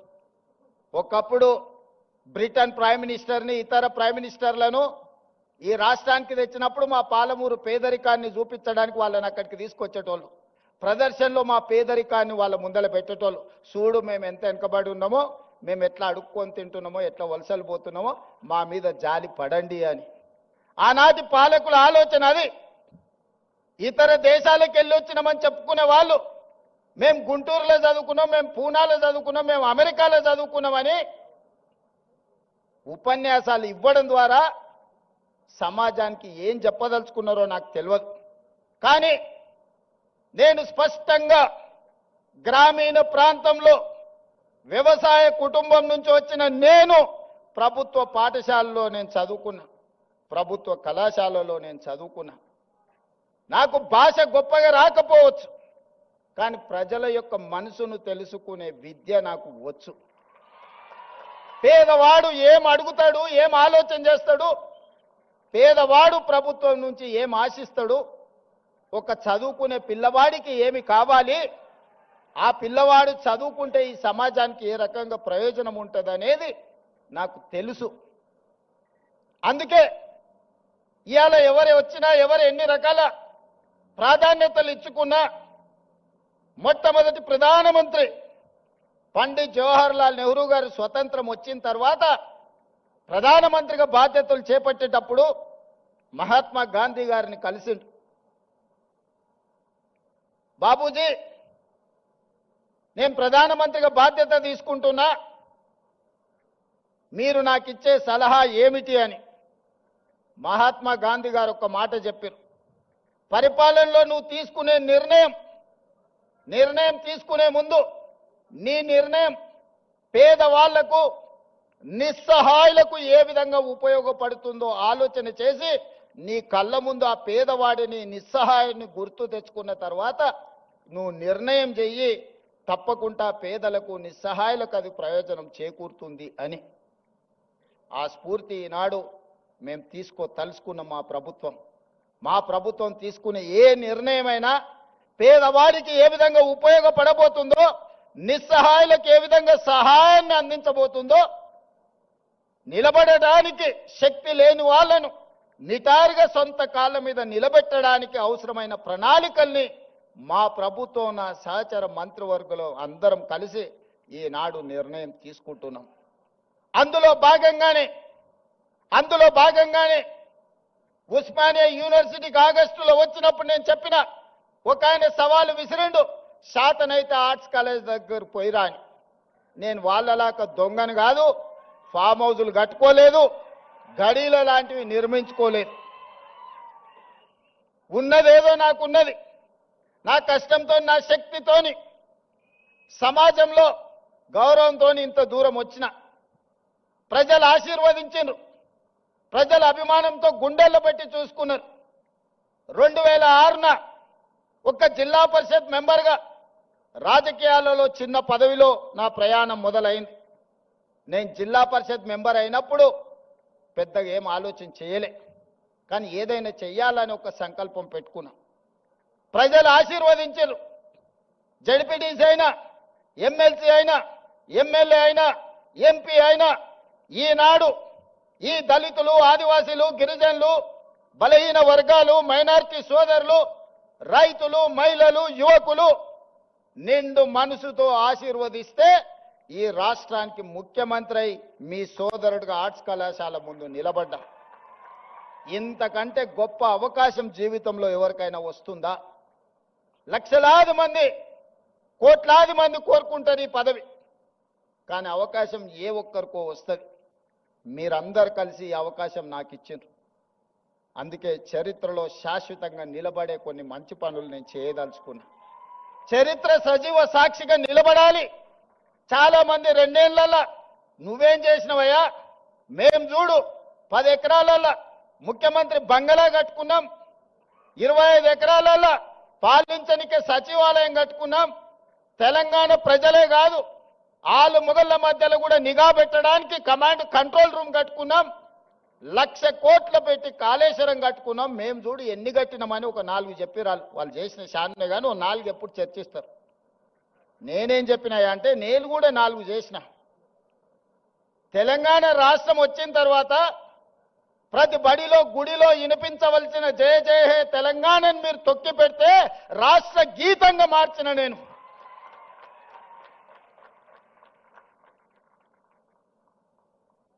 ఆనాడు తెలుగు తల్లి ఎవడికి రా తల్లి, నాకు అన్నం పెట్టిందా, నా కడుపు నింపిందా, ఎవరికి కావాలిరా తెలుగు తల్లి అని ప్రగల్భాలు పలికిన గొప్ప మాటలు మాట్లాడిన వాళ్ళు 10 ఏళ్లలో ఈ సమాజానికి తెలంగాణ తల్లి ఎట్లుంటుందో బహుజనుల తెలంగాణ తల్లిని వాళ్ళు ఆవిష్కరించలేకపోయినారు.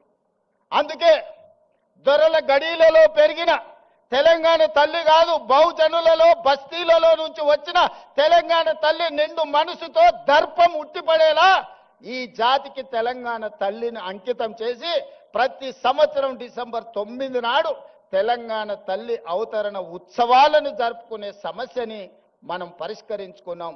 ఈనాడు మన కళ్ళ ముందు నిలువెత్తు తెలంగాణ తల్లి, బహుజనుల తెలంగాణ తల్లి ఈనాడు తెలంగాణ రాష్ట్రంలో మనం ఆవిష్కరించుకున్నాం. ఇదే కాదు, 30-40 ఏళ్ల నుంచి వర్గీకరణ మీద రగులుతూనే ఉంది. నీవురుగప్పిన నిప్పుల వర్గీకరణ సమస్య మన యూనివర్సిటీలలో, మన కళాశాలల్లో, మన గుండెల్లో, మన మనసుల్లో ఎప్పటికప్పుడు ఆ సమస్య రగులుతూనే ఉంది. ఆ సమస్య మా దళిత బిడ్డల మధ్యలో ఒక విభజన రేఖను గీత గీసింది. దేశంలో ఏ రాష్ట్రం కూడా ఈ సమస్యను పరిష్కరించడానికి ఆలోచన చేయలే. రెండు వర్గాలుగా విడిపోయిన మా దళిత బిడ్డల్ని ఒక్క దగ్గర కూర్చోబెట్టాలంటే ఈ సమస్యకు శాశ్వత పరిష్కారం ఉండాలి అని మాదిగ ఉపకులాల వర్గీకరణ సమస్యను పరిష్కరించి ఈనాడు శాశ్వతంగా సమస్యకు ఒక పరిష్కారాన్ని చూపించి మా దళిత సోదరులందరూ ఒక్క దగ్గర కూర్చునే విధంగా ఎవరు ఎంతున్నారో వాళ్ళకంత ఇవ్వాలి అన్న ఆలోచన చేసి మొట్టమొదటి రాష్ట్రం తెలంగాణ రాష్ట్రం ఇవాళ వర్గీకరణ సమస్యను పరిష్కరించింది. ఇది సామాజిక సమస్యను మా ప్రభుత్వం పరిష్కరించింది. ఆనాడు తెల్ల దొరలు ఉన్నప్పుడు జనగణనలో కులగణన జరిగింది. 100 సంవత్సరాలు పూర్తి చేసుకున్న ఈ దేశంలో బలహీన వర్గాల లెక్క తేల్చినోడే లేడు. చెయ్యాలన్న ఆలోచన చేసిన అది ముందుకు సాగలేదు.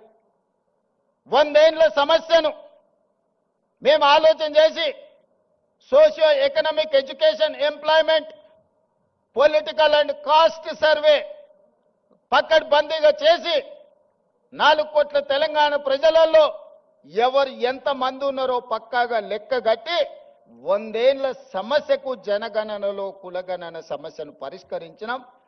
మనం చేయడం వల్ల కేంద్ర ప్రభుత్వం మీద ఇవాళ ఒత్తిడి వచ్చి 2026 సంవత్సరంలో జనగణనలో కులగణనను చేర్చాల్సిన పరిస్థితి ఈ దేశ ప్రధానమంత్రికి కల్పించి ఒక సామాజిక సమస్యకు శాశ్వత పరిష్కారాన్ని చూపించినాం. అంబేద్కర్ గారు చెప్పిండ్రు, రంగుల మేడలు అద్దాల మేడలు రంగుల గోడలంటే అభివృద్ధి కాదు, నిజమైన సంక్షేమం చివరి పేదవాడికి చేరినప్పుడే అభివృద్ధి జరిగినట్టని ఆ స్ఫూర్తిని తీసుకునే ఈనాడు మా పరిపాలన కొనసాగిస్తున్నాం. సమాజంలో ఉన్న రుగ్మతలను సామాజిక సమస్యల్ని శాశ్వత పరిష్కారం దిశగా ఈరోజు మేము ముందుకు వెళ్తున్నాం. దాంట్లో భాగంగానే విద్య ఒక్కటే. ఒకనాడు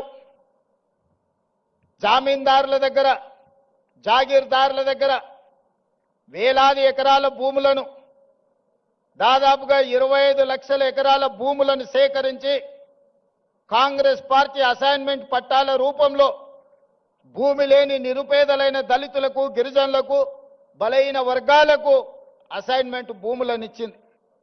ఇల్లు లేని వాళ్ళకి ఇళ్ళ పట్టాలు ఇచ్చింది.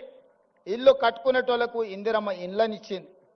చదువుకునేటోళ్లకు ప్రభుత్వ పాఠశాలలు ఏర్పాటు చేసింది. ఇవాళ ప్రభుత్వాల దగ్గర భూములు లేవు పంచడానికి. ఉన్నది ఉన్నట్టు కుండ బద్దలు కొట్టి నేను చెప్తున్నా. ఇవాళ వాళ్ళ పేపర్లో రాస్తున్నారు రేవంత్ రెడ్డి పంచడానికి భూములు లేవన్నాడు. చూసినావా ఆయన ఆలోచన ఎట్లుందో. నేను వాళ్ళని అడగదలుచుకున్నా, ప్రతి దళితునికి 3 ఎకరాలు ఇస్తాన్నారు. 10 ఏళ్ళు ఉన్నారు, ఎవరికన్నా ఇచ్చిర్రా? మీరు 3000 ఎకరాల ఫామ్ హౌజులు కట్టుకున్నారు, కానీ ఏ దళిత బిడ్డ కన్నా 3 ఎకరాల భూమి ఇచ్చిర్రా? ఇది ఒకటే ప్రశ్న అడగదలుచుకున్నా. ఒక ఆయనకు ఎర్రవల్లిలు ఉంటుంది, ఇంకొక ఆయనకు జన్వాడలు ఉంటుంది, ఇంకొక ఆయనకు మోయినాబాద్ దగ్గర ఉంటుంది, వాళ్ళ ఆడబిడ్డకు శంకర్పల్లి దగ్గర ఉంటుంది. 100 ఎకరాల ఫామ్ హౌజులు అయితే మీకు వచ్చినాయి, కానీ మా దళితులకు 3 ఎకరాల భూమి వచ్చిందా? సూటి ప్రశ్న. ఇంతకంటే ఎక్కువ నేను విమర్శించదలుచుకోలే.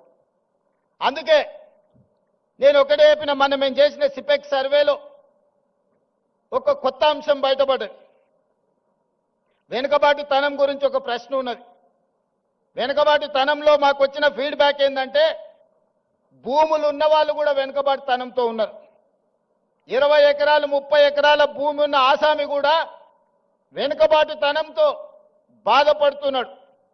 నేను అడిగిన, అరే 20 ఎకరాలు 30 ఎకరాలు తెలంగాణలో అంటే ఏ మూలకు పోయినా 30-40 లక్షలకి ఎకరం భూమి కదా, 10-20 కోట్ల ఆస్తుంటే వీళ్ళని ఎట్లా వెనుకబాటుతనం అంటావు అని అంటే, మా సర్వే రిపోర్ట్ ఏం చెప్పిందంటే చదువు లేకపోవడం వల్ల వాళ్ళు వెనుకబాటుతనాన్ని అనుభవిస్తున్నారు. భూమి కాదు సమస్య, ఆ కుటుంబంలో చదువుకోకపోవడం వల్ల, ఆ కుటుంబంలో ఎవరికి చదువు లేకపోవడం వల్ల వాళ్ళు వెనుకబాటుతనంతో ఉన్నారు. వాళ్ళు పేదరికంలో లేరు, కానీ వెనుకబాటుతనంలో ఉన్నారు. పేదరికం వేరు, వెనుకబాటుతనం వేరు. భూమి లేకపోవడం పేదరికం కావచ్చు, ఇల్లు లేకపోవడం పేదరికం కావచ్చు, చదువు లేకపోవడం వెనుకబాటుతనము. చదువు ఉంటే ముందడిగేస్తారు. ఇవాళ మీ బిడ్డలే మా కాసిం, భూమి ఎంతుందో నాకు తెలియదు, ప్రొఫెసర్ కాసిం అయి ఆర్ట్స్ కాలేజ్కి ప్రిన్సిపాల్ అయ్యింది. ఇక్కడ ఉన్న కుమార్ ఉండొచ్చు, ఆ వెనకాల ఉన్న గంట చక్రపాణి గారు ఉండొచ్చు. వీళ్ళందరూ ఇవాళ చదువుకున్నారు కాబట్టే ఈరోజు సమాజంలో ఒక గుర్తింపు, గౌరవంతో పాటు వెనుకబాటుతనం అనే పదమే వాళ్ళ దరిదాపుల్లో రాకుండా ఉన్నది. అందుకే వాటిని గుర్తించిన, ఆలోచన చేసిన, ఈ సమాజంలో వివక్ష నుంచి బయటికి తీసుకురావాలి. వివక్ష అనేది గ్రామాల నుంచి పారద్రోలాలి అనంటే, వెనుకబాటుతనాన్ని నిర్మూలించాలి అనంటే ప్రతి మారుమూల ప్రాంతంలో విద్యా అవకాశాలు పెంచాలి. ఆనాడు పండిత్ జవహర్లాల్ నెహ్రూ గారు ఎడ్యుకేషన్, ఇరిగేషన్ ప్రాధాన్యత ఉంటే ఈనాడు అదనంగా కమ్యూనికేషన్ కూడా మనం యాడ్ చేసినాం. సోనియా గాంధీ గారు రైట్ టు ఎడ్యుకేషన్ యాక్ట్ తీసుకొచ్చారు. నేను ఇవాళ టీచింగ్ స్టాఫ్ ఇక్కడ ఉన్న మిత్రులందరికీ నా మనసులో ఉన్న ఆవేదనను నేను మీకు చెప్పదలుచుకున్నా. 1,25,000 మంది టీచర్లు ఉన్నారు. ఇవాళ 25 లక్షల పైగా పాఠశాలలు ఉన్నాయి తెలంగాణలో ప్రభుత్వానికి. ఆ పాఠశాలల్లో 18 లక్షల మంది విద్యార్థులు చదువుకుంటారు. కానీ ప్రైవేట్లో 11 లక్షల పాఠశాలలే ఉంటే, 11,000 పాఠశాలలే ఉంటే 33 లక్షల మంది విద్యార్థులు చదువుకుంటున్నారు. మరి ఎంఏ బిఎడ్ చదువుకున్న ప్రభుత్వ పాఠశాలల్లో టీచర్లుండి 25,000 పైగా పాఠశాలలుంటే ప్రభుత్వ పాఠశాలలో ఎందుకు విద్యార్థులు తక్కువ ఉన్నారు? టీచర్లు ఉన్న దగ్గర పిల్లలు లేరు, పిల్లలున్న దగ్గర టీచర్లు లేరు. ఇట్లాంటి సమస్యలు ఎందుకు వస్తున్నాయి అని మేము చూసినాం. విద్య అందుబాటులో ఉంది, కానీ నాణ్యమైన విద్య లేదు. ఈరోజు సమాజానికి విద్య సమస్య కాదు, నాణ్యమైన విద్య సమస్య. ఇవాళ ఇంజనీర్లకు కొదువ లేదు, సర్టిఫికెట్లు ఉన్న ఇంజనీర్లు ఉన్నారు, కానీ వాళ్ళకు అవసరమైన నైపుణ్యం లేదు. అందుకే క్వాలిటీ ఎడ్యుకేషన్, స్కిల్స్ ఇవాళ విద్యార్థులకు ఇవ్వాలి అని నాణ్యమైన విద్య కోసం, సాంకేతిక నైపుణ్యం కోసం ఈరోజు మనము కష్టపడాల్సిన అవసరం ఉన్నది. ఇక్కడున్న టీచింగ్ స్టాఫ్నైనా, ఇక్కడున్న పరిపాలకులైనా నా సూచన ఒక్కటే, విద్య ఒక్కటే మన జీవితాలలో మార్పు తెస్తుంది. విద్య ఒక్కటే మన జీవితాలలో వెలుగును తెస్తుంది. విద్య ఒక్కటే మనల్ని వెనుకబాటుతనాన్ని నుంచి బయటికి తీసుకొస్తుంది. విద్య ఒక్కటే మన ఆత్మ గౌరవాన్ని పెంచుతుంది. విద్య ఒక్కటే మన తల్లిదండ్రుల కళ్ళలో ఆనందాన్ని, వెలుగులను నింపుతుంది. ఆ విద్య, నాణ్యమైన విద్య, సాంకేతిక నైపుణ్యంతో కూడుకున్న, శిక్షణతో కూడుకున్న సాంకేతిక నైపుణ్యాన్ని ఇవ్వాలనుకున్నాం. కుల వివక్షను తొలగించాలి అనంటే ఎస్సీ హాస్టల్ ఒక దగ్గర, ఎస్టీ హాస్టల్ ఇంకొక దగ్గర, మైనారిటీ హాస్టల్, బీసీ హాస్టల్ వేరే ఊరు బయట కట్టిన తర్వాత ఆ ఎస్సీ హాస్టల్లో చదువుకున్న యువకుడి మైండ్లో ఏముంటుందో ఒకసారి ఆలోచన చేయండి. మేము ఎస్సీలం, దళితులం కాబట్టే కదా ఊరు బయట మాకు బడి పెట్టిరని అనుకుంటున్నాం. మేము ఆదివాసులం, గిరిజనులం కాబట్టే కదా ఇసిరేసినట్టు మమ్మల్ని ఎక్కడనో పెట్టినరు అనుకుంటున్నారు. బీసీలు, మైనారిటీలు కూడా అదే ఆలోచన. అందుకే ఈ వివక్ష పోవాలి, మనందరం మనుషులుగా కలిసి ఉండాలి, మనలో మానవత్వము నిండాలి అనంటే వీటిని తొలగించాలి, కులం అనే అడ్డుగోడల్ని తొలగించాలి.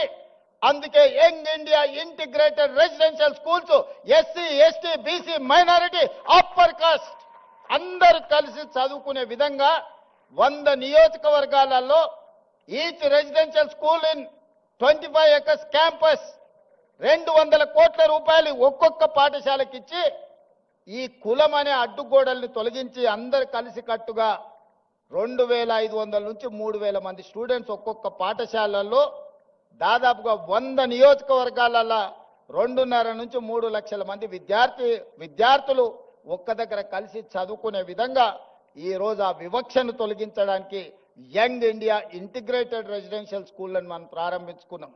ఈ పేరు ఎక్కడి నుంచి అని మీరు అనుకోవచ్చు. యంగ్ ఇండియా ఈ పేరు నాది కాదు, ఈ పేటెంట్ రైట్ మహాత్మా గాంధీ. దేశ స్వతంత్రం కోసం 1921 నుంచి 1931 వరకు దేశ స్వతంత్ర ఉద్యమాన్ని ఉవ్వెత్తున తీసుకెళ్లాలి, ప్రజలకు సమాచారాన్ని చేరవేయాలని ఆనాడు మహాత్మా గాంధీ గారు ఒక పత్రిక నడిపారు. ఆ పత్రిక పేరే యంగ్ ఇండియా. ఆ యంగ్ ఇండియా స్ఫూర్తితోనే మహాత్మా గాంధీ గారు ఇచ్చిన సందేశంతో ఈరోజు యంగ్ ఇండియా ఇంటిగ్రేటెడ్ రెసిడెన్షియల్ స్కూల్స్ని మనం స్టార్ట్ చేసుకున్నాం. ఇదే కాదు స్కిల్స్, అందుకే యంగ్ ఇండియా ఇంటిగ్రేటెడ్ స్కిల్ యూనివర్సిటీని మనం మొదలు పెట్టుకున్నాం. మీకు ఉస్మానియా ఉంది, కాకతీయ ఉంది, పాలమూరు ఉంది, మహాత్మా గాంధీ ఉంది, ఇట్లా చెప్పుకుంటూ పోతే సెంట్రల్ చాలా యూనివర్సిటీలు ఉన్నాయి. ఈ యూనివర్సిటీలలో విద్య బోధిస్తున్నాం.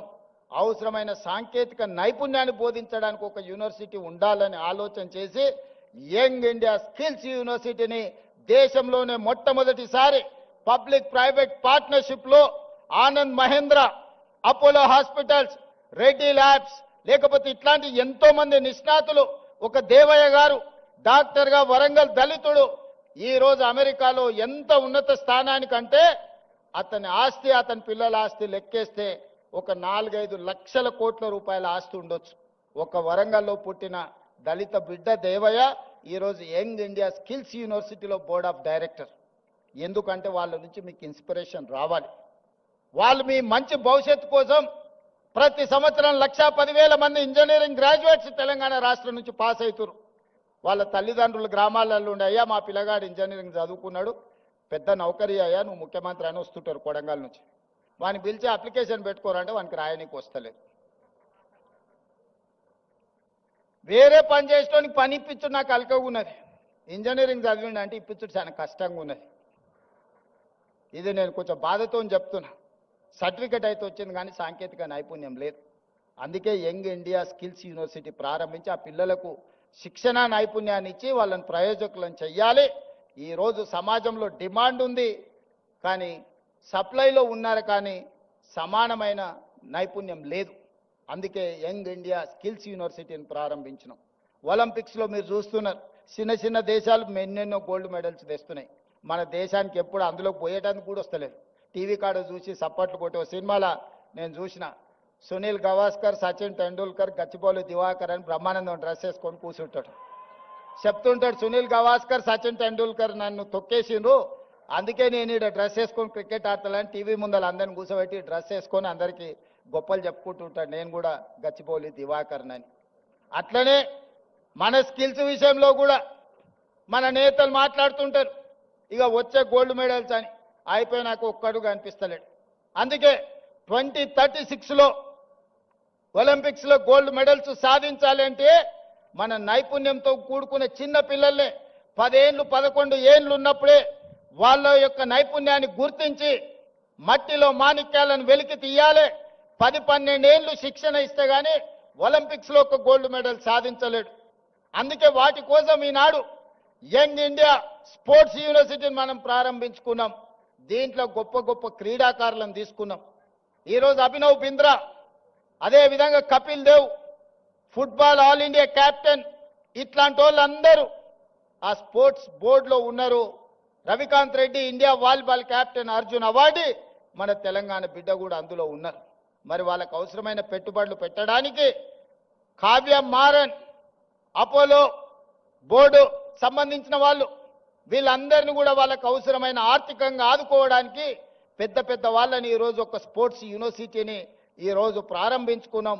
తొందరలోనే 10-12 ఏళ్ళు ఎస్సీ ఎస్టీ బీసీ రెసిడెన్షియల్ స్కూళ్ళలో చదువుకునే పిల్లల్లో ఉండే క్రీడా నైపుణ్యాన్ని గుర్తించి వాళ్ళని తీసుకొచ్చి యూనివర్సిటీలో శిక్షణ ఇచ్చి 2036లో తెలంగాణ నుంచి ఒలింపిక్స్లో గోల్డ్ మెడల్ సాధించడానికి ఈరోజు ప్రణాళికలు సిద్ధం చేస్తున్నాం.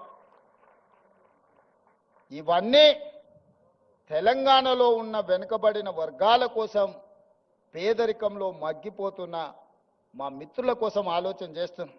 డబ్బులు ఉన్న వాళ్ళు ఏడికైనా పోయి చదువుకుంటారు.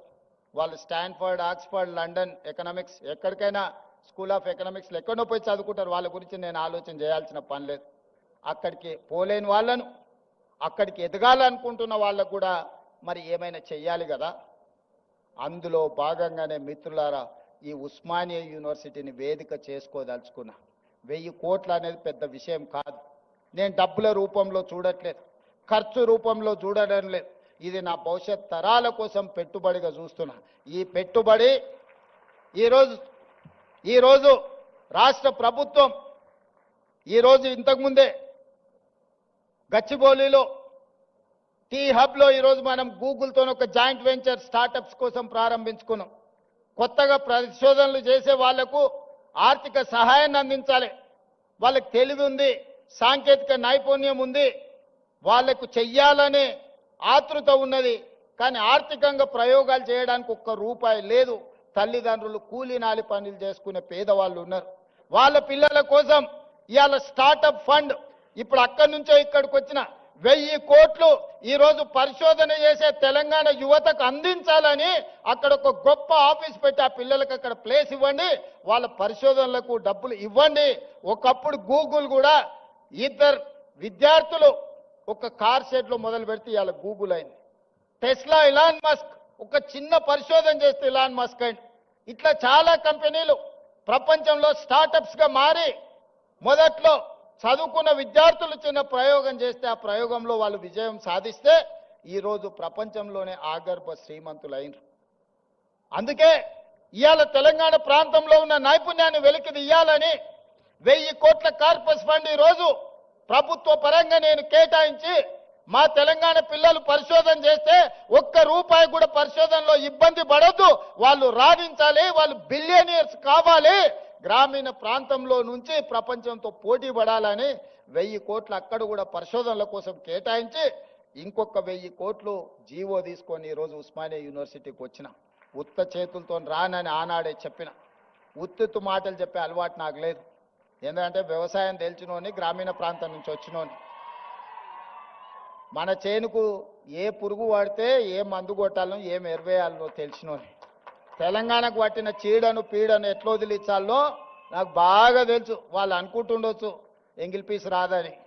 జర్మన్కు, జపాన్కు, చైనాకి ఎంగిల్ పీస్ ఏం రాదు నాయన. ప్రపంచాన్ని ఏలుతున్నది చైనా, జపాన్, జర్మనీ. అక్కడ ఇంగ్లీషు రానే రాదు, కనీసం మనం ఏబిసిడీలన్నా రాయగలుగుతున్నాం. మరి ఇవాళ ప్రపంచాన్ని శాసిస్తారు ఇంగ్లీష్ మాట్లాడే అమెరికా చైనా సప్లైస్ ఆపితే 1 గంట కూడా బతకలేదు, 1 అవర్ కూడా అమెరికా జీవించలేదు. అమెరికా ఎంత అప్పు ఉందంటే చైనాకు, వాడు నా అప్పు మొత్తం కట్టడానికి వంగబెట్టి బండ పెడితే మొత్తం అమెరికాని చైనాకు అప్పచెప్పాల్సి వస్తుంది. వానికి ఇంగ్లీష్ వచ్చా? జపాన్కి ఇంగ్లీష్ వచ్చా? జర్మన్లో ఉండే ప్రజలకు ఇంగ్లీష్ వచ్చా? మా ఈడ ఉండే యువమిత్రులు కూడా ఇంగ్లీష్ రాదు అనేది ఏం పెట్టుకోకండి, అదేం పెద్ద విషయం కాదు. మనకు మానవత్వం ఉండాలి, మనకు మనసు ఉండాలి. ఇవాళ రాష్ట్రాన్ని నేను పరిపాలిస్తలేనానే మంచిగా 2 ఏళ్ల నుంచి మీరే చూసారు కదా. కావాలంటే 10 మంది ఇంగ్లీష్ వచ్చిన వాళ్ళని ఉద్యోగస్తులను పెట్టుకుంటే మాట్లాడవా అని చెప్పొచ్చు ఒకరి తర్వాత ఒకరిని. మా తమ్ముళ్ళకు, మా చెల్లెళ్ళకి నేను అదే చెప్పదలుచుకున్నా. మీరు ఆత్మస్థైర్యాన్ని కోల్పోకండి. భాష అనేది ఒక కమ్యూనికేషన్ మాత్రమే, అది నాలెడ్జ్ కాదు. నాలెడ్జ్ వేరు, కమ్యూనికేషన్ వేరు. మనకు నాలెడ్జ్ ఉంది, మన కమిట్మెంట్ ఉంది, మన కన్విక్షన్ ఉంది. ఈ నాలెడ్జ్, ఈ కమిట్మెంట్, ఈ కన్విక్షన్ దేశంలో, ప్రపంచంలో ఏ స్థాయికైనా ఎదగడానికి ఉపయోగపడుతుంది. మీరందరు కష్టపడండి. 2 ఏళ్లలో ఉస్మానియా యూనివర్సిటీకి కావాల్సిన అన్ని సమస్యలు నేను పరిష్కరిస్తా. టీచింగ్ స్టాఫ్ గురించి కూడా ప్రొఫెసర్ కాసిం గారు, అదేవిధంగా వైస్ ఛాన్సలర్ గారు చెప్పినారు. మీకే స్వేచ్ఛనిస్తున్నాం, కమిటీ వేసినాం, నియామకాలు ఏ విధంగా చేసుకోవాలనో మీకు అటానమస్గా మీకే ఇస్తున్నాం. మా ఇన్వాల్వ్మెంట్ ఉండదు. మీకు ఎవరైనా మంత్రులు, ఎంపీలో, ఎమ్మెల్యేలో ఫోన్ చేస్తే నాకు చెప్పరు. మీకు ఏదైనా పైరవి పట్టుకొని ఎవరైనా వస్తే నాకు చెప్పండి. వాళ్ళు ఉద్యోగాలు ఇప్పించుడు కాదు, పైరవి పట్టుకొని వచ్చిన వాళ్ళ ఉద్యోగాలు ఊడదీసే బాధ్యత నాది. నేను చెప్పను. ఈ వేదిక మీద నుంచి ఆర్ట్స్ కాలేజ్ ముందే మీకు మాటిస్తాను. మీరెవరు వైస్ ఛాన్సలర్లు అయిన వాళ్ళు మీకు కూడా తెలియదు మీరు వైస్ ఛాన్సలర్లు అవుతారు. అవునా కుమార్? ప్రొఫెసర్ కుమార్ గారు మీరు చెప్పండి, మీకు తెలుసా ఆర్ట్స్ కాలేజ్ అవుతారని? టీవీలో చూసుకున్నారు కదా.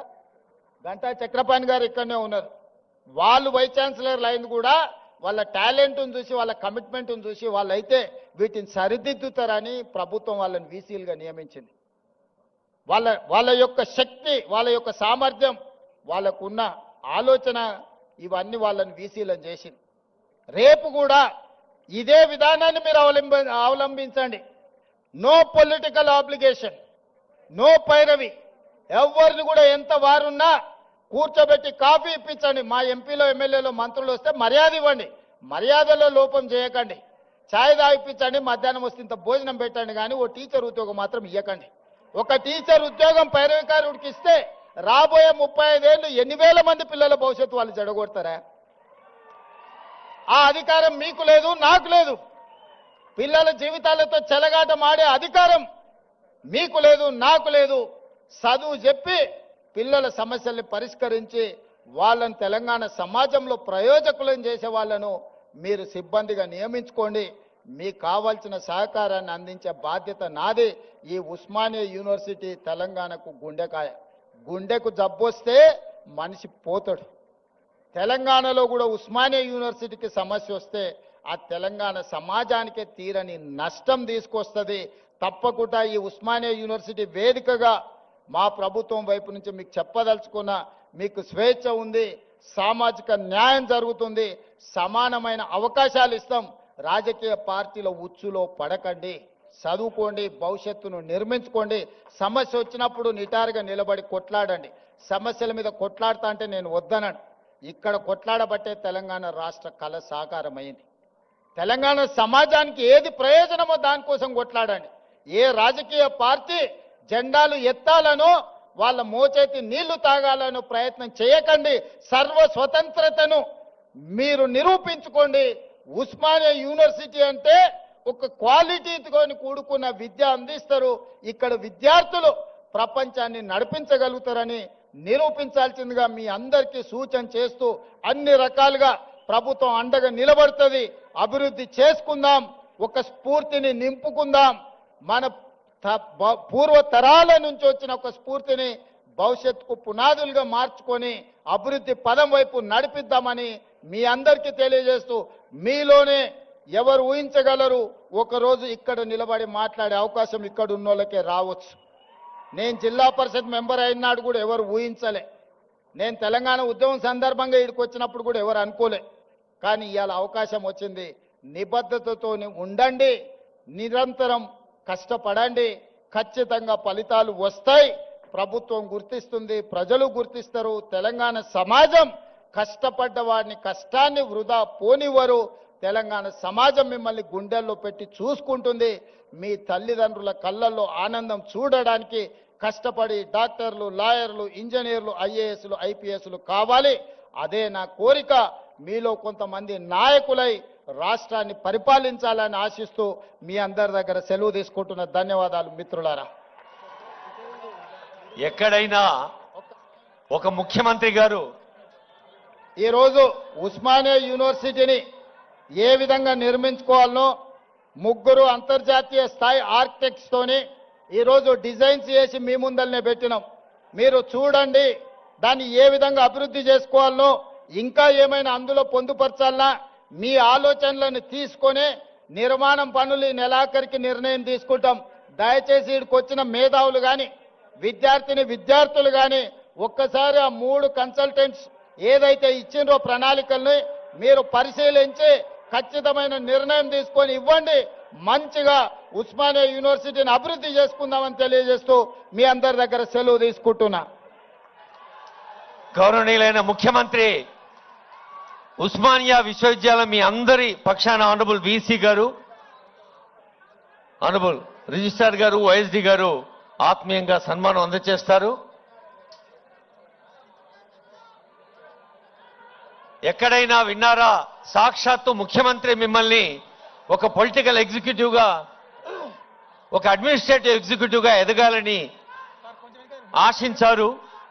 అలాగే కమిట్మెంటు, కన్విక్షను, క్యారెక్టరు త్రివేణిగా సాగాలని ఉస్మానియా విశ్వవిద్యాలయానికి కొత్త ఉత్సాహాన్ని అందించి విద్యను మించిన ధనం లేదు, స్పందనను మించిన గుణం లేదు అన్న ఆనరబుల్ సీఎం గారిని మనమంతా అభినందిద్దాం. మన నమస్కారాలు సమర్పించుకుంటూ ఇప్పుడు అందరం లేచి నిలబడాలి. National anthem Jana Gana Mana.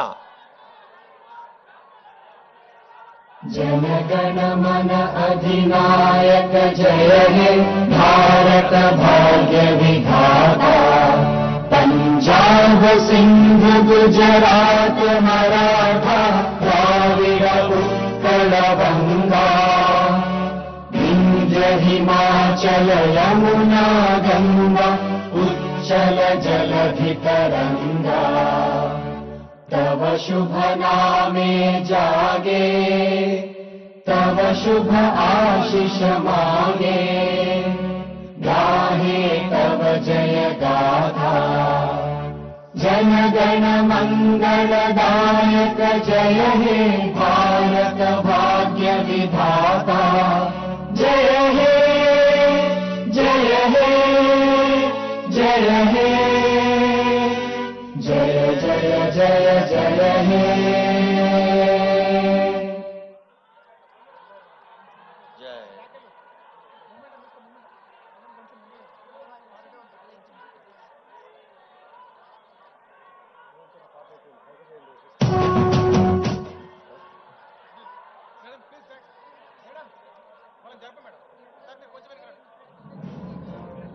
యనుమల రేవంత్ రెడ్డి అనే నేను తెలంగాణ రాష్ట్ర ముఖ్యమంత్రిగా ప్రజలందరికీ న్యాయం చేకూరుస్తానని దైవ సాక్షిగా ప్రమాణం చేస్తున్నాను.